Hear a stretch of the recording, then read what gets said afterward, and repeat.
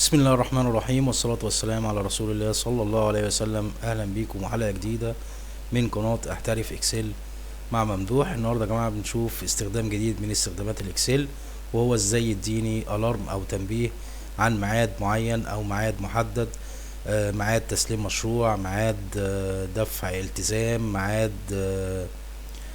تاريخ مثلا سداد، الكلام ده كله.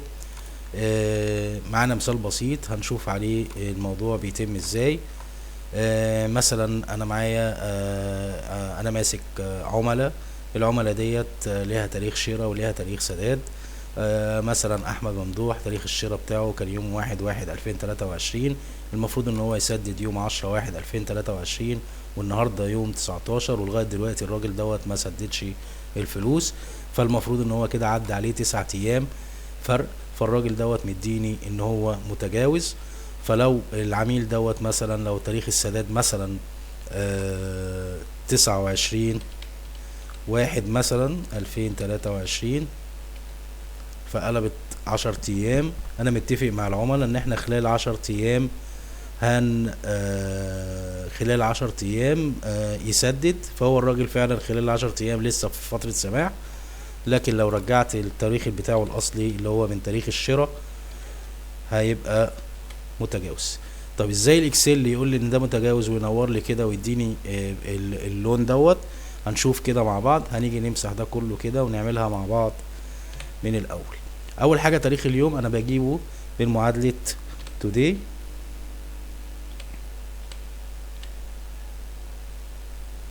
انجلش today، واقفل القوس وادوس انتر، يديني 19/1/2023. وباجي بقول الفرق تاريخ السداد ناقص تاريخ اليوم، وبعمل سيلكت اوكي. طبعا هنا يا جماعة الفرق بين او الطرح بين تاريخين ممكن يطلع بشكل تاريخ، فتختار ساعتها جنرال.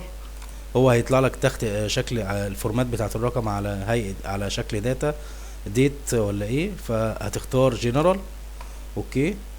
هاجي هنا بقى لحالة العميل، فهستخدم هنا معادلة اف، فهدوس يقول يساوي اف وافتح قوس واقول لو الخانة دي بتساوي 10 سيمي كولوم، وافتح علامة تنصيص اللي هي شيفت طا كوتيشن، واقول له الراجل ده فترة سماح،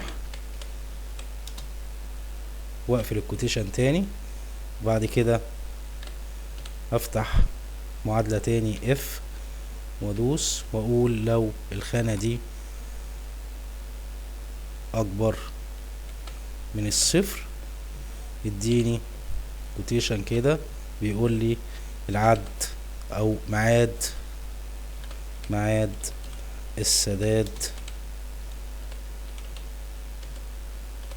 قرب، واقفل الكوتيشن واروح عامل سيمي كولوم تاني واعمل اف وافتح خانة واقول لو ده اقل من الصفر اديني متجاوز.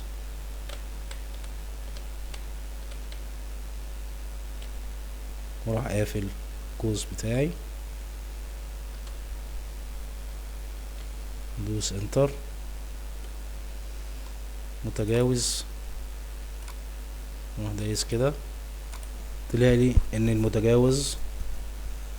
طيب ازاي اداني الالوان دي يا جماعة؟ تعالوا مع بعض كده هنشيلها مع بعض كده. هو اداني الالوان دي ازاي؟ يعني لو جينا هنا مثلا نور لي كده وقال لي ده متجاوز تمام، وده ميعاد السداد وده فترة السماح. انا عملت المتجاوز دي اللون احمر ازاي عشان ينور لي؟ عملتها من حاجة اسمها كونديشن فورمات. دخلت على كونديشن فورمات نيو رول، و تاني واحدة فورمات اونلي سيلز ذا كونيشن، واخترت سبيسيفيك تكست، واخترت كتبت متجاوز، واخترت الفورمات. تعالوا نشوف بس ايه كده. انا هرجعها تاني، اختار فورمات واختار الابيض دي كده، ادوس اوكي وادوس اوكي. كده هي طلعت متجاوزه اهي. انا هنعملها تاني بقى، نخليها باللون الاحمر، ان احس ان هي متجاوز تطلع ايه باللون الاحمر. اروح دايس هنا كده واروح عامل كده بس ماسم عشان ايه، سيبك من دي خالص. طيب اروح معلم على الخانه دي اللي هي المتجاوز، واروح عامل نيو رول، واروح عامل فورمات اونلي سيل